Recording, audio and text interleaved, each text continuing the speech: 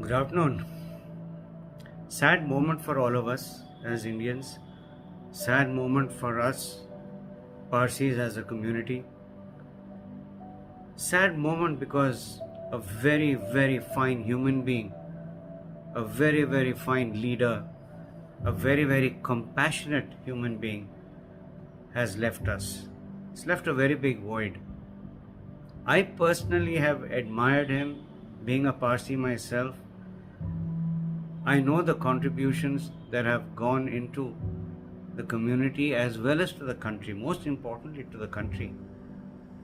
The Tatas, Godrej, Kirloskars, and there are many who have come, who are still there, and many who have gone. Sir Ratan Tata rightly deserved that title, Sir. But the fact that there's one thing that stuck with me when I was going through some of the articles, and something which he said in one of his speeches, I don't recall which one, where he said, giving is far more satisfactory than taking. And this is something which he displayed time and again in every walk of life. He was a giver. I know what it is and the feeling one gets, or it is I get when I give. I'm in the capacity to give rather than ask or take. It's a different high altogether. But we're not talking about the kick that we get like when we have alcohol or whatever else. It is very, very different. The satisfaction that you are doing something of value as a human being. You're repaying the environment, the creation, that gift that you've been given, the gift of life as a human being, the ability to think, the ability to give and create a better world. Sir Ratan Tata stood by all of that. And it is something which literally resonates with me.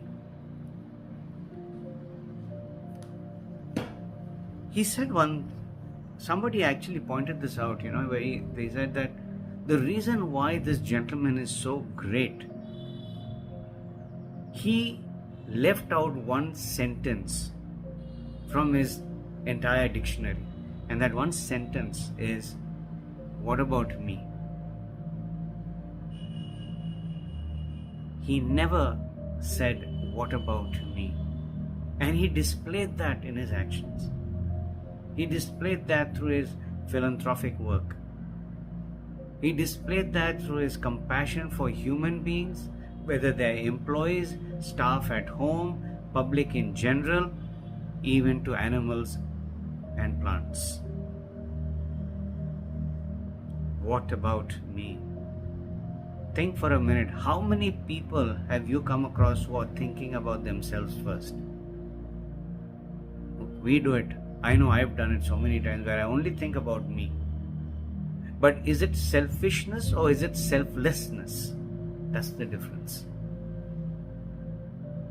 No matter how much of money we earn, no matter how much of money he earned, but the amount he gave back, and he gave back with a smile. I recall one of the speeches given by Union Minister of Home, Mr. Amit Shah.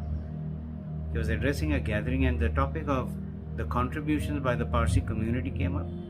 He says this community is the minority of the minority of the minority. And it's a fact. I think we are a dying species altogether. But he says this community or this species, if I may use the word, never asked, what about me? It always said and did and thought, what can I give? What can I give? What can I make? What can I do to make life better for everyone? They were inclusive in their approach rather than exclusive. It's a different thing that the way they approach life, the way they approach people, the way they conducted themselves with integrity, with ethics, with honesty, that they became an exclusive lot of people to deal with. Be it cars, I know for a fact, and people have told me, if you're buying a car and it's owned by a Parsi, close your eyes and buy it. It's like buying a Mercedes from a showroom. You don't check the vehicle, you just take it. And there is a guarantee that it's a beautiful piece of machinery. That's the quality we are talking about. That's the quality Ratan Tata had. He was a role model par excellence. How many of us can come close to it?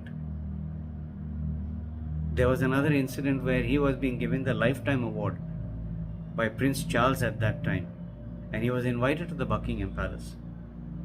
The nth hour, the day of the presentation of the award, he sends a message saying, I can't come because my dog Tito is not well.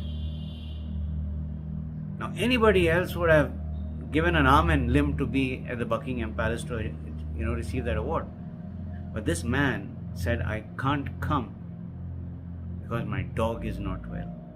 I can't come because my dog requires me.